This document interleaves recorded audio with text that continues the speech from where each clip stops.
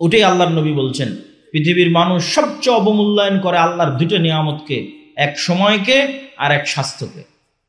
এই জন্য সালাফে সালেহিন বলেছেন ইন্নাল ওয়াক্তা সাইফুন, শোনো দুনিয়ার মানুষ, সময় হচ্ছে তরবারি।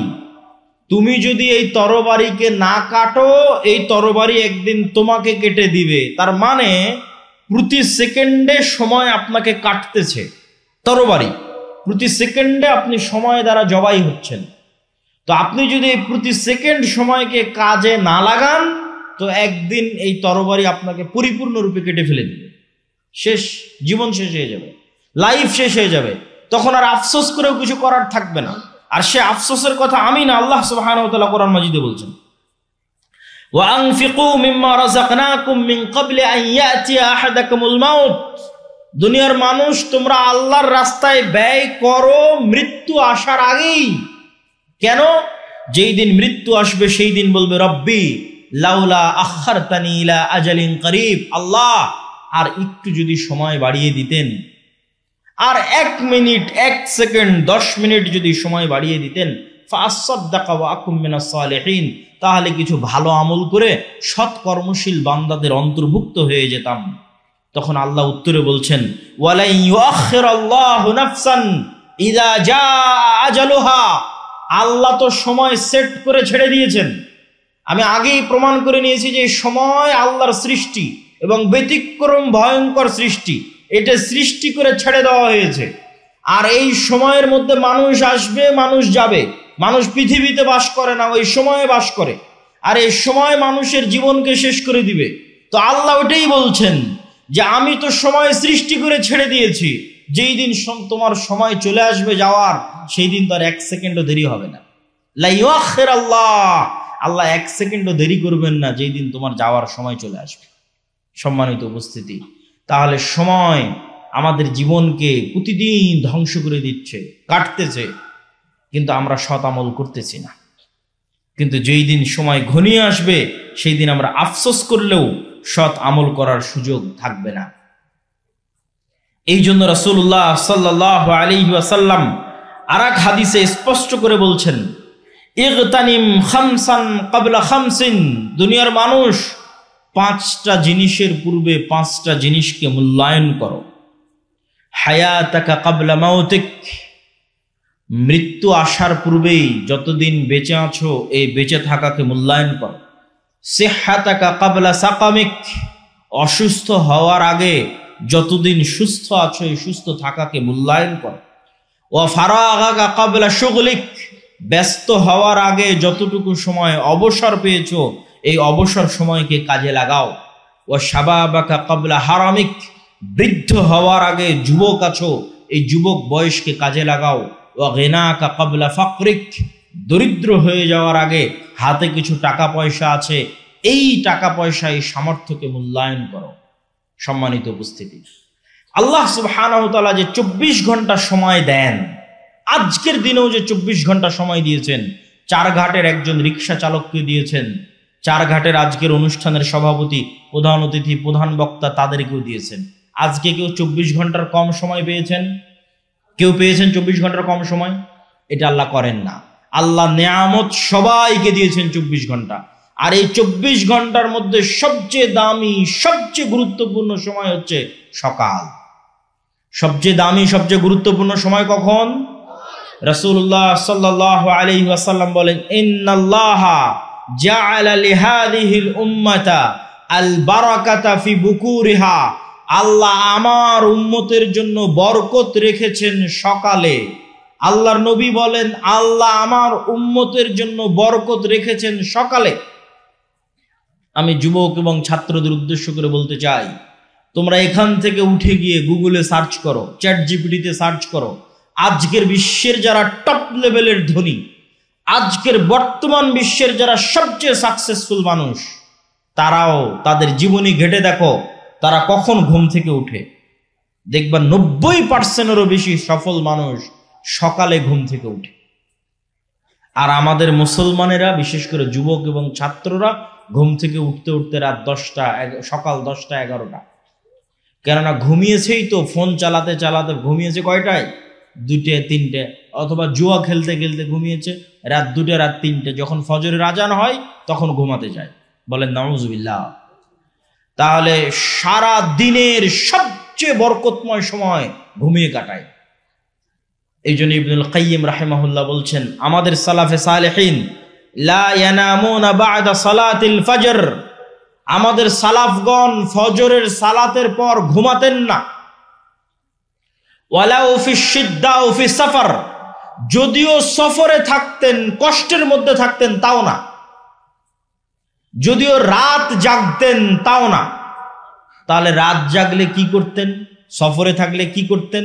দেখেন উনি সমাধান দিচ্ছে, বলছে ইয়ান্তাজিরুনা ইলা তুলুইশ শামস, যদি খুব কঠোর পরিশ্রম করে রাত জেগেছে, ঘুমাতে হবে, কিছু করার নাই। সারা রাত সফর দিয়েছে, ঘুমাতে হবে, কিছু করার নাই।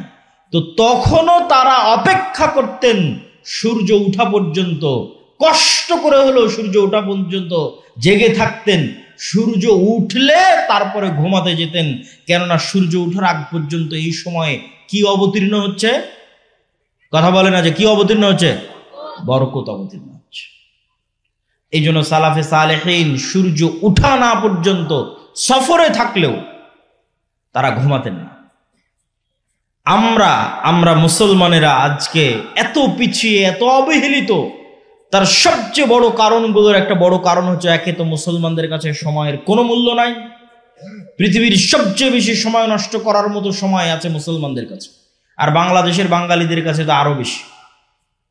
শেখ আব্দুর রাজ্জাক বিন ইউসুফ কিন্তু এমনি বলেন না যে আপনারা ওই রাস্তাঘাটে বসে আড্ডা পিটিয়েন না, মানে যার সময়ের দাম নাই সেই রাস্তাঘাটে বসে আড্ডা পিটে। আর আমি ইংল্যান্ডে দেখেছি, ইউরোপে দেখেছি যে আড্ডা বলতে কি, বই পড়া।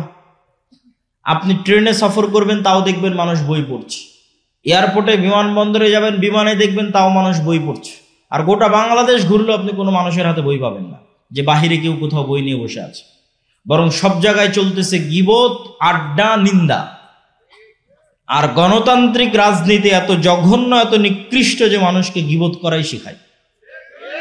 আর আমাদের আলেম ওলামা এবং দিনী ভাইদের জন্য আরো বড় অ্যালার্মিং, আরো বড় ভয়ঙ্কর অ্যালার্মিং, যে যারা দিনের কথা বলে, কোরআনের কথা বলে, হাদিসের অনুসারী বলে নিজেদের দাবি করে, তারাও গল্পে বসলে একটা কোরআনের আয়াত নিয়ে গল্প করে না, একটা আল্লাহর নবীর হাদিস নিয়ে গল্প করে না, এরাও গল্প করে কোন বক্তা কি বললো, কে কার বিরুদ্ধে লেগে গেল, দিয়ে সবাই সময় নষ্ট করতেছে। কেউ প্রোডাক্টিভ কিছু করতেছে না, যেই কাজ দিয়ে দেশ ও জাতির কোনো উপকার হবে এটা কেউ করতেছে না। তাহলে আপনার জাতি উন্নত হবে কি হবে, কিভাবে? সম্মানিত উপস্থিতি, ফজর এবং সকাল যে অতি গুরুত্বপূর্ণ, অতি প্রয়োজনীয়, সে সম্পর্কে পবিত্র কোরআনের কিছু আয়াত আপনাদের সামনে তুলে ধরতে চাই। যে আল্লাহ সুবহানাহু ওয়া তাআলা শুধু সকালকে লক্ষ্য করে কতগুলো আয়াত বলেছেন। ওয়াল ফজর ওয়া লায়ালিন আশর, সূরা ফাজর শুরু করছেন আল্লাহ যে শপথ সকালের, শপথ ফজরের। আল্লাহ সুবহানাহু ওয়া তাআলা আরেক জায়গায় বলেন ওয়াদ-দুহা, শপথ সকালের। আরেক আয়াতে আল্লাহ সুবহানাহু ওয়া তাআলা বলেন ওয়াস-সুবহি ইযা তানাফাস, শপথ সকালের, যখন সকাল প্রস্ফুটিত হয়।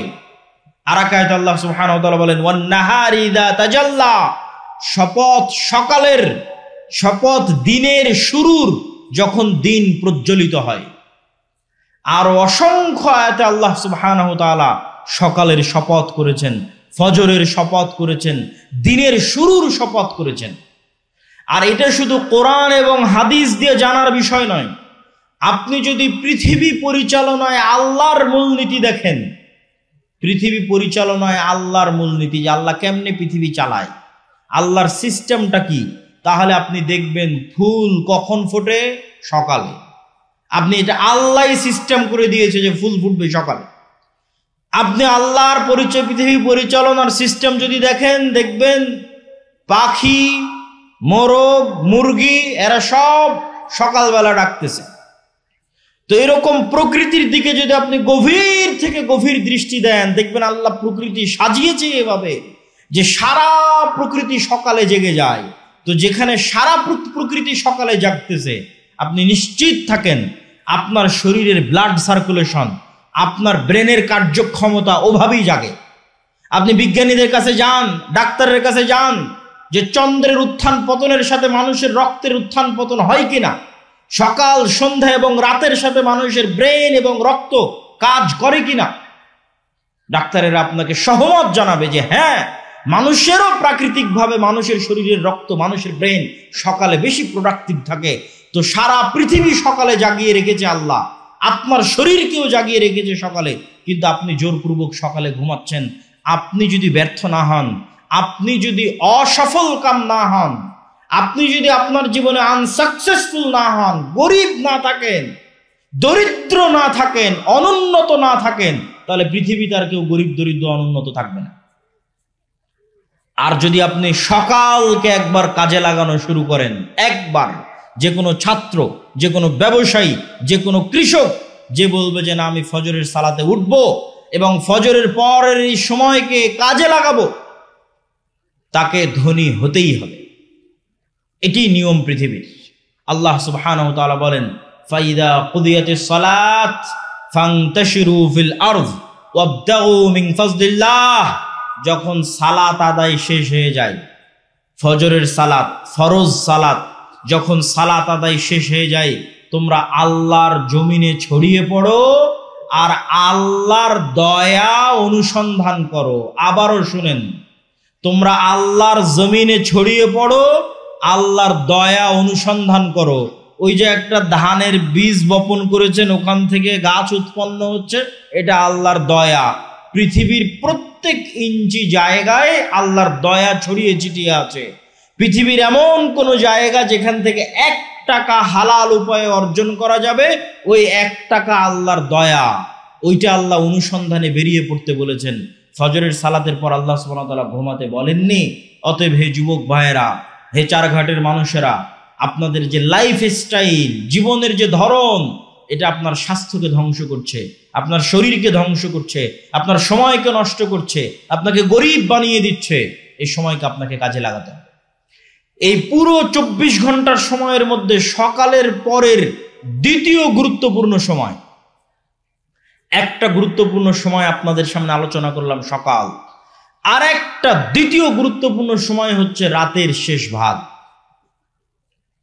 আল্লাহ সুবহানাহু ওয়া তাআলা যদি পৃথিবীতে কাউকে বড় থেকে বড় সফলতা দান করতে চান, যে বড় থেকে বড় সফলতা আল্লাহ দান করবেন, তাহলে রাতের সালাত, রাতের শেষ অংশের সালাতের কোনো বিকল্প নাই, যাকে বলে তাহাজ্জুদের সালাত। একটা দলিল দিয়ে এই পয়েন্টের আলোচনা শেষ করব। আল্লাহ সুবহানাহু ওয়া তাআলা রাসূল সাল্লাল্লাহু আলাইহি সাল্লামকে বলছেন কোরআনে, ওমিনাল লাইলি ফাতাহাজ্জাদ বিহি নাফিলাতাল লাক আসা আইয়াবাআসাকা রাব্বুকা মাকামান মাহমুদা। হে মুহাম্মদ বলেন সাল্লাল্লাহু আলাইহি ওয়াসাল্লাম, আপনি অবশ্যই রাতের শেষ অংশে সালাত আদায় করুন। আপনি অবশ্যই রাতের শেষ অংশে অল্প হলেও সালাত আদায় করুন। আইয়াবাআসাকা রাব্বুকা মাকামান মাহমুদা। এই সালাতের মাধ্যমেই আপনার প্রতিপালক আপনাকে শ্রেষ্ঠতম মর্যাদা দান করবেন। তো আমাদের নবী মুহাম্মদ সাল্লাল্লাহু আলাইহি ওয়াসাল্লামকে আল্লাহ অনেক বড় সম্মান দিবেন। তো ওই সম্মান দেওয়ার জন্য, সম্মান পাওয়ার যোগ্য হওয়ার জন্য আমাদের নবীকে আল্লাহ বলছেন যে আপনি রাতের শেষ অংশে সালাত আদায় করুন। আগের যুগের মুসলমানদের পায়ের নিচে রোমান সাম্রাজ্য আর পারস্য সাম্রাজ্যের মতো বড় বড় সাম্রাজ্য এমনি ধুলায় ধূসরিত হয়ে যায়। তাদের কাছে ছিল কোরআনের শক্তি, তাদের কাছে ছিল রাতের শেষ অংশের সালাতের শক্তি। রাতের শেষ অংশের সালাতের চোখের পানির শক্তি এবং পাওয়ার তাদের কাছে ছিল, এবং ফজরের পরে না ঘুমানো বরকত তাদের কাছে ছিল। কোরআনের সাথে কানেক্টিভিটি তাদের কাছে ছিল। আমাদের কাছে কি আছে? আমরা জীবন যাপন করছি, ঘুম থেকে উঠছি এবং ঘুম যাচ্ছি পশুর মতো। তারপরেও যে আল্লাহ সুবহানাহু ওয়া তাআলা আমাদেরকে বাঁচিয়ে রেখেছেন, এই অবস্থায় রেখেছেন, আল্লাহর শুকরিয়া। কিন্তু আমাদের ওই রকম কোনো যোগ্যতাই নাই। আমরা ঘুম থেকে উঠছি পশুর মতো, ঘুমাতে যাচ্ছি পশুর মতো। সম্মানিত উপস্থিতি, আমরা আলোচনা করছিলাম সময়ের গুরুত্ব সম্পর্কে। এবার এই সময়ের গুরুত্বের শেষ পয়েন্ট, তারপরে আমার বক্তব্যের দ্বিতীয় অংশে চলে যাব, ইসলামী রাষ্ট্র। সময়ের গুরুত্বের শেষ পয়েন্ট হচ্ছে সময়কে আপনি কাজে লাগাবেন কিভাবে। এর ওপর আজকের আধুনিক বিশ্বে অসংখ্য বই পুস্তক তৈরি হয়েছে, যার নাম দিয়েছে ইংরেজিতে টাইম ম্যানেজমেন্ট, সময়কে ম্যানেজ করা। তো অসংখ্য বুদ্ধি, উপায়, কৌশল সব দেওয়া আছে, কিন্তু আমি আপনাকে বলবো ইসলাম নিজেই নিজেই একটা টাইম ম্যানেজমেন্ট। ইসলাম নিজেই একটা টাইম ম্যানেজমেন্ট, আর এটা হতে হবে। কেননা আল্লাহ তো সময়কে সৃষ্টি করে ছেড়ে দিয়েছে। এই সময়ই মানুষের জীবন, এই সময়েরই আল্লাহ হিসাব নিবে, এই সময়ের মধ্যে মানুষ হারিয়ে যাবে। মহাকালের গর্ভে হাজার হাজার লক্ষ লক্ষ কোটি কোটি মানুষ হারিয়ে গেছে, আবার মহাকালের গর্ভে আমরা হারিয়ে যাবো। এই মহাসময়, এই মহাসময়ই তো সব কিছু। তো এই জন্য সময়ের গুরুত্ব তো ইসলামে থাকবেই। তারপর আপনাদের বুঝানোর সুবিধার্থে বলি, ইসলামের কোন ইবাদতটা সময়ের সাথে সম্পৃক্ত নয়? আপনি নিজে বসে থেকে এখন চিন্তা করেন যে ইসলামের কোন ইবাদতটা টাইমের সাথে রিলেটেড নয়। যেমন 5 ওয়াক্ত সালাত, এটা কি সময়ের সাথে সম্পৃক্ত না সম্পৃক্ত না? না এমনি এক সময় উঠে একবারে 5 ওয়াক্ত সালাত আদায় করে নিলাম যে হয়ে গেল, এইটা কিন্তু হবে না। যে আমি ঠিক আছে এখন 10টা বাজে, এই 10টার সময় 5 ওয়াক্ত সালাত সমান যতগুলো রাকাত হয় তার সব একবারে পড়ে নিলাম, সারাদিনের নামাজ শেষ। এরকম কোন ফতোয়া আছে? তাহলে প্রত্যেক সালাতের নির্দিষ্ট সময় আছে না? প্রত্যেক সালাতের সময় আছে, মানে ওই সময়টা তো চলে যাচ্ছে, সেভ হয়ে যাচ্ছে। ওই সময়ের মধ্যে আপনি কি করলেন? ওই সময়টুকুর মধ্যে আপনার একটা সালাত থাকা লাগবে। আপনার জীবন থেকে একটা সময় রানিং, আল্লাহ মহাকাল সৃষ্টি করে দিয়েছে, দৌড়াচ্ছে, হাজার হাজার কোটি কোটি কিলোমিটার গতিতে দৌড়াচ্ছে, যেটা আমি দেখতে পাচ্ছি 24 ঘন্টা। এই দৌড়ানোর মধ্যে আমার একটা কাজ থাকতে হবে। সকালে ফজর, দুপুরে জোহর, বিকেলে আসর, মাগরিব, সন্ধ্যায়, রাতে এশা, এগুলো একটা করে ছুটে গেল, মানে ওই সময়টা গ্যাপ চলে গেল, মানে ওই সময়ে আর আমার নামে কোনো নামাজ নাই, গ্যাপ। সময় কিন্তু সেভ হয়ে গেছে, সময় কিন্তু পার হয়ে গেছে, কিন্তু আমার নামে কোনো সালাত নাই। তো ইসলাম নিজেই একটা টাইম ম্যানেজমেন্ট। এখানে এমন একটা ইবাদত আপনি আমাকে দেখান যে ইবাদতের সময় দেওয়া নাই। আপনি যদি রমজানের কথা বলেন, আপনি যদি সাহারির কথা বলেন, আপনি যদি ইফতারির কথা বলেন, আপনি যদি ঈদের কথা বলেন, ঈদের নামাজের কথা বলেন, ঈদের নামাজ কখন পড়তে হবে, আপনি যদি কুরবানির কথা বলেন, কুরবানি কখন দিতে হবে, সিয়াম কখন শুরু হবে, নফল সিয়াম, সপ্তাহের সিয়াম, মাসের সিয়াম, প্রত্যেকটা ইবাদত সময়ের সাথে সম্পৃক্ত। জাকাতের কথাও যদি বলেন, জাকাতের হিসাব, ওটাও বছর, ওটাও সময়ের সাথে সম্পৃক্ত। হজের কথা যদি বলেন, হজ কখন করবেন, ওটাও সময়ের সাথে সম্পৃক্ত। সম্মানিত উপস্থিতি, তো ইসলাম নিজেই একটা টাইম ম্যানেজমেন্ট। কেউ যদি ইসলামকে শুধু অনুসরণ করে চোখ বন্ধ করে, তো ওর সময় নষ্ট কম হবে। তার শুধু একটা উদাহরণ দেই যুবক এবং ছাত্রদের জন্য। যে ধরেন আপনি ফজরের সালাত পড়ে যুবকেরা হয়তো গেম খেলতে বসে গেছে, হয়তো কোথাও খেলা দেখতে বসে গেছে, হয়তো জুয়ার আড্ডায় গেছে। তো ও যদি বেনামাজি হয়, তো আর কোনোদিন স্মরণ পড়বে না যে আমি কি করছি আর আমার কি করা উচিত। একটা মুভি দেখতেই সারাদিন পার হয়ে যাবে, একটা সিরিয়াল একের পর এক দেখতেই সারাদিন সারা রাত পার হয়ে যাবে। কিন্তু ওর যদি নামাজের বিষয়ে সচেতনতা থাকে, তাহলে জোহরের যখন আজান হবে, ওকে উজু করতে হবে, ফ্রেশ হতে হবে, মসজিদে যেতে হবে। ও অন্তত একটা ভাবার সময় পেল, কিরে সকাল থেকে তো সব সময় নষ্ট করলাম, এখন কি করব জোহরের পরে। ঠিক আছে, জোহরের পর আবার সময় নষ্ট শুরু করলো, এবার আসরের সময় আজান হলো, উজু করলো, মসজিদে গেল, আবার চিন্তা করার সুযোগ পেল, এতক্ষণ কি করলাম, এখন কি করব। আবার মাগরিবের সময় চিন্তা করার সুযোগ পেল, এতক্ষণ কি করলাম, এখন কি করব। আবার এশার সময় চিন্তা করার সুযোগ পেল, এতক্ষণ কি করলাম, এখন কি করব। শুধু যদি সালাতই আদায় করে ওই ব্যক্তি, তো অন্তত দিনে 5 বার চিন্তা করার সুযোগ পায় যে আমি কি করছি, আমার কি করা উচিত। আর যদি ওই সালাতটুকু আদায় না করে, তো এইভাবে কতদিন পার হয়ে যাবে, কত মাস পার হয়ে যাবে, ও কোনোদিন কল্পনা করারও সুযোগ পাবে না। এইভাবে একদিন মৃত্যু চলে আসবে। সম্মানিত উপস্থিতি, তো সময় আল্লাহর অনেক বড় নিয়ামত। আমাদেরকে সময় মূল্যায়ন করতে হবে, বিশেষ করে ফজরের পরের সময়, বিশেষ করে রাতের শেষাংশের সময় যদি কেউ মূল্যায়ন করতে পারে, জাতি হিসেবে আমরা সফল হব। আল্লাহ কবুল করুক, আল্লাহুম্মা আমিন। বক্তব্যের দ্বিতীয় অংশ। আমি আপনাদের অধৈর্য হওয়ার আগে বিদায় নিব। কেন? আমি আসছি ঢাকা থেকে, আমাকে যেতে হবে ঢাকা। আপনাদের শ্রদ্ধেয় উস্তাদ জি শেখ আব্দুর রাজ্জাক বিন ইউসুফ তিনি অসুস্থ থাকায় আমাকে ঢাকা থেকে আসতে হয়েছে। অতএব আপনাদের চেয়ে অনেক দূরে আমি যাব। তো আমার বক্তব্য শেষ হওয়ার আগে আপনারা উঠবেন না। আপনাদের থেকে আমি চেষ্টা করব কত দ্রুত আমি শেষ করতে পারি। ইসলামী রাষ্ট্র। এই জুলাই আগস্টের আন্দোলনের পরে বাংলাদেশের সবচেয়ে আলোচিত একটা ইস্যু হচ্ছে রাষ্ট্র ব্যবস্থা ইসলাম। তো রাষ্ট্র ব্যবস্থায় ইসলাম, কেউ বলতেছে হ্যাঁ সব মুসলমান তো বিশ্বাস করে যে রাষ্ট্রে ইসলাম লাগবে, কেউ বলতেছে ইসলাম প্রতিষ্ঠা করতে হবে গণতান্ত্রিক নির্বাচনের মাধ্যমে, কেউ বলতেছে না এইভাবে, কেউ ওইভাবে। তো আসলে ইসলামী রাষ্ট্র বলতে কি বুঝায় এবং কিভাবে ইসলাম রাষ্ট্রে প্রতিষ্ঠিত হয়, এই অংশটুকু সবার জানা খুব জরুরি। প্রথম পয়েন্ট, ইসলামী রাষ্ট্র বলতে কি বুঝায়। আমাদের ব্রেনে পাশ্চাত্য মিডিয়া দিয়েছে ইসলামী রাষ্ট্র মানে চুরি করলে হাত কাটে নেবে, ইসলামী রাষ্ট্র মানে জেনা করলে রজমের শাস্তি হবে। এগুলো ঠিক হবে, কিন্তু ইসলামী রাষ্ট্র মানে এই দৃশ্যগুলো বুঝানো, এটা আল্লাহর নবী বুঝাননি। আমাদেরকে পাশ্চাত্য মিডিয়া বুঝেছে ইসলামী রাষ্ট্র মানে একজন মেয়েকেও বেপর্দায় বাইরে বের হতে দেওয়া যাবে না, সবাইকে বোরখা পরতে বাধ্য করা হবে। তাহলে যারা পর্দা করে না ওরা কি চাইবে যে ইসলামী রাষ্ট্র আসুক?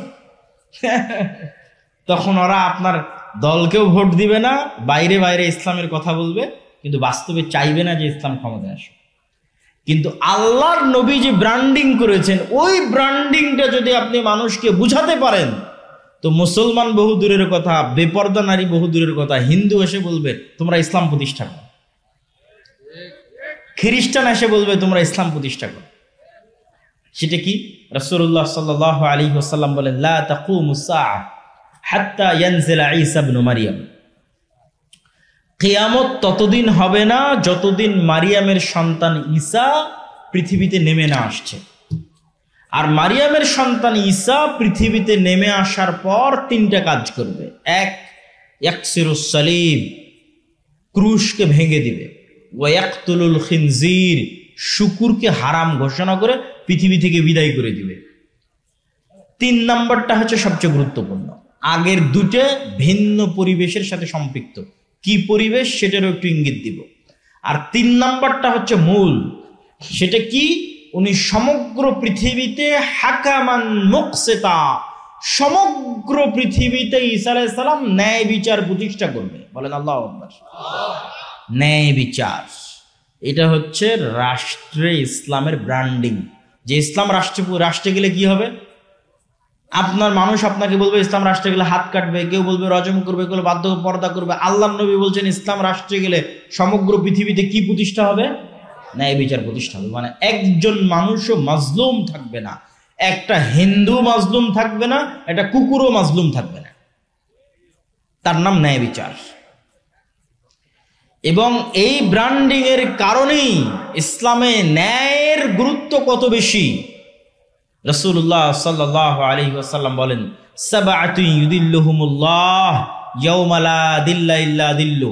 7 শ্রেণীর মানুষকে কিয়ামতের মাঠে আল্লাহ বিশেষ ছায়া দিবে। তার 1 নাম্বার ন্যায়পরায়ণ দায়িত্বশীল।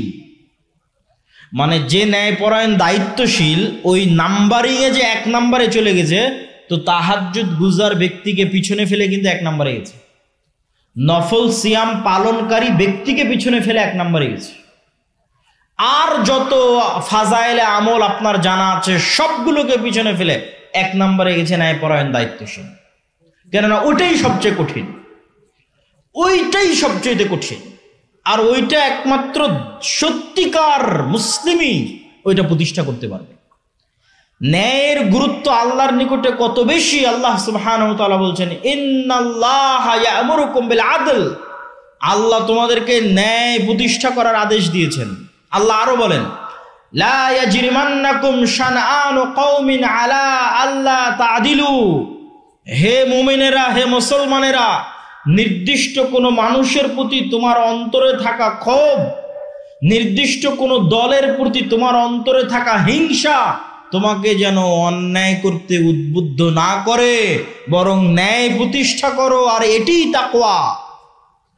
আল্লাহর নবী সন্তান সন্ততিকে চুমু দেওয়ার ক্ষেত্রে, ভালোবাসার ক্ষেত্রে ন্যায় প্রতিষ্ঠা করতে বলেছেন।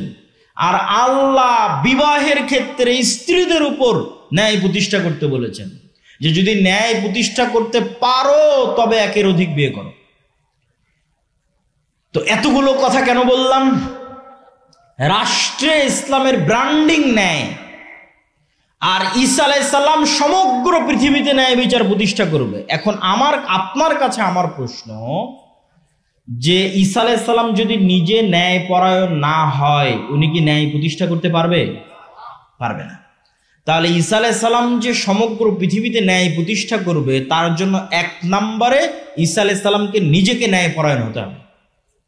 আর আল্লাহ সব নবীকে জন্মগত ন্যায় পরায়ণ করে পাঠিয়েছেন, মানে জন্মই দিয়েছেন নবীদেরকে ন্যায় পরায়ণ সত্যবাদী অবস্থায়। এখন আমার আর আপনার কাছে প্রশ্ন, যে আমরা কি রাষ্ট্রে ইসলাম প্রতিষ্ঠার যোগ্য হতে পেরেছি? ওইটার প্রশ্নের 1 নম্বর আসবে যে আমরা কি ন্যায় পরায়ণ হতে পেরেছি। যদি আমরা ন্যায় পরায়ণ হতে না পারি, তো রাষ্ট্রে ইসলাম প্রতিষ্ঠার যোগ্য হতে পারিনি। এবার বাস্তব উদাহরণে আসেন। আপনাদের এই চারঘাট, বাঘা, রাজশাহীর এই অঞ্চলের যত মানুষ আপনারা এখানে উপস্থিত আছেন, যতজন মিডিয়ার মাধ্যমে শুনবেন, আশেপাশের পাড়া প্রতিবেশী সবার কাছে চেক করবেন আমার এই প্রশ্নটা। 2টা উদাহরণ দিব। 1, আপনার বাবার মৃত্যুর পরে অথবা আপনার দাদার মৃত্যুর পরে আপনি আপনার বোনকে অথবা আপনার আব্বা আপনার ফুফুকে আপনার দাদা অথবা বাবার সম্পত্তিতে ন্যায়ের সাথে তার পাওনা বুঝিয়ে দিয়েছে কি? প্রশ্ন। 1 দল মানুষ পাবেন বুঝিয়েই দেয়নি, মানে বোনকে এই অজুহাত দিয়েছে যে সে ভাইয়ের বাড়িতে যাতায়াত করবে, এই জন্য ভাই তার সম্পত্তি ভোগ করবে। আর আরেক দল মানুষ বুঝিয়ে দিয়েছে ঠিকই, কিন্তু চারঘাট বাজারের দামি জমিটা নিজে নিয়েছে, আর বিলে নদীর মধ্যে ভাঙ্গনে যে জমিটা চলে গেছে সেটা বোনকে দিয়েছে।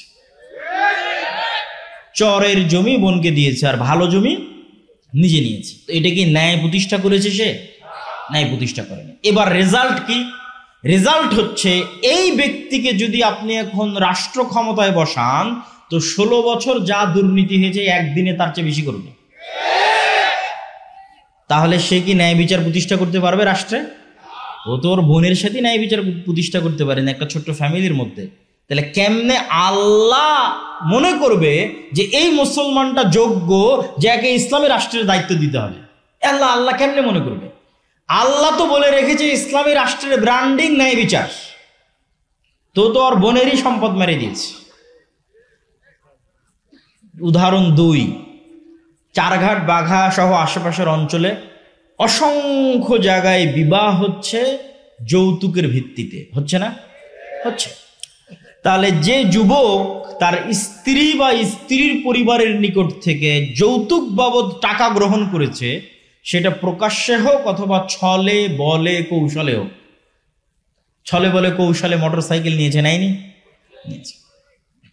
ফ্রিজ নিয়েছে, এসি নিয়েছে। তো ছলে বলে কৌশলে হোক প্রকাশ্যে হোক, সে আরেক মানুষের সাথে আরেক পরিবারের সাথে অন্যায় করেছে। এটা অন্যায়, এটা মানুষের সাথে সম্পর্কিত অন্যায়। তো যার হাত থেকে তার স্ত্রীর পরিবার বা তার স্ত্রীর পিতা ন্যায় পায়নি, ওই ব্যক্তিকে আপনি রাষ্ট্র ক্ষমতায় বসিয়ে দিলেও গত 16 বছর যা দুর্নীতি হয়েছে তা 1 ঘন্টাতেই করে নেবে। 1 ঘন্টাতে অতটি টাকা কিভাবে চুরি করা যায় তার চেষ্টা করবে, কেননা সে তো তার শ্বশুরের সম্পদ দেখে লোভ সামলাতে পারেনি। তাহলে এই মুসলমানেরা রাষ্ট্রের ন্যায় প্রতিষ্ঠার যোগ্য? যোগ্য। তাহলে এই মুসলমানদের হাত দিয়ে আল্লাহ রাষ্ট্রে ইসলামকে বসাবেন, এই ইসলামেরই তো কলঙ্ক হয়ে যাবে। সম্মানিত উপস্থিতি, তাহলে আবারও চলে আসে রাষ্ট্রে ইসলাম প্রতিষ্ঠার ব্র্যান্ডিং ন্যায় বিচার। তাহলে যে মুসলমান ন্যায় প্রতিষ্ঠা করার যোগ্য, ওই মুসলমানই রাষ্ট্রে ইসলাম প্রতিষ্ঠা করার যোগ্য। তাহলে মুসলমান ন্যায় প্রতিষ্ঠা করার যোগ্য নয়। 2, আজকের যুগের মুসলমানদের আরেকটা বড় সমস্যা হচ্ছে, আজকের যুগের মুসলমানেরা সত্য বলা জানে না, আর মিথ্যা বললে কখনো নেতা হওয়া যায় না। মিথ্যা বলে কেউ নেতা হতে পারে না, সত্যই মানুষকে নেতা বানায়। তো আজকের যুগের মুসলমানেরা যে পরিমাণ মিথ্যার সাথে সম্পৃক্ত, আজ থেকে 1400-1450 বছর আগের মক্কার কাফের মুশরিকদের চরিত্র সত্যের দিক থেকে এই মুসলমানদের চেয়ে ভালো ছিল। দুটো উদাহরণ যে তারা সত্যের দিক থেকে আপনার আমার চেয়ে ভালো ছিল। এক, আবু তালেব, আল্লাহর নবীর চাচা। আবু তালেব হচ্ছে আব্দুল মুত্তালেবের সন্তান। আব্দুল মুত্তালেব যখন জীবিত ছিল আব্দুল মুত্তালেব নেতা, আব্দুল মুত্তালেব মারা গেছে, এখন আবু তালেব নেতা। তো Abu Talib as a leader কাফের, মুশরিক, ঈমান আনেনি, এই কথাই ঠিক, কিন্তু Abu Talib as a leader কোনোদিন মিথ্যা কথা বলেছে আর প্রমাণ কেউ ইতিহাস থেকে দেখাক।